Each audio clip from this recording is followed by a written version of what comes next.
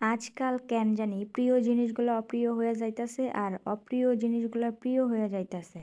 যেই জিনিস আমি ২ চোখেও দেখতে পারতাম না ওই জিনিস আমার এখন এত ভাল লাগে খাইতে কি বলবো আর।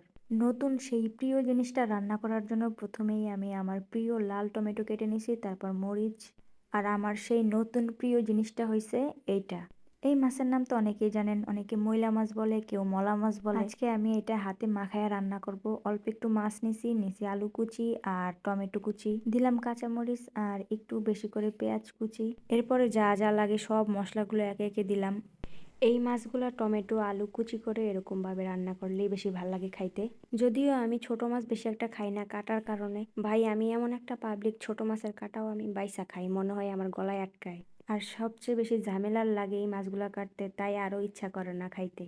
সব দেয়া শেষ, এবার আমি ভালো মতো মাখায়া নেবো সবগুলা। আগে মা যখন কাটাকুটি কইরা মজা করে রান্না কইরা দিত তখন তাও খাইতে চাইতাম না। আর এখন ভূতে ধরছে তাই খাওয়ার শখ হইছে। তাই এখন নিজেরই কাটাকুটি কইরা রান্না করা লাগতেছে, কারণ এগুলো বাজারেও কাইটা দেয় না। যাই হোক, খাওয়ার জন্য একটু কষ্ট করাই লাগবে। পানি দিয়ে ঢাকনা দিয়ে দিলাম, এরপর হয়ে গেলে একটু পানি থাকা অবস্থায় ধনিয়া পাতাটা দিয়ে দিলাম। এই খাবারে ধনিয়া পাতা না দিলে কি চলে নাকি? কারণ ধনিয়া পাতা আমার অনেক বেশি পছন্দের, তাই এটা তো দেয়াই লাগবে।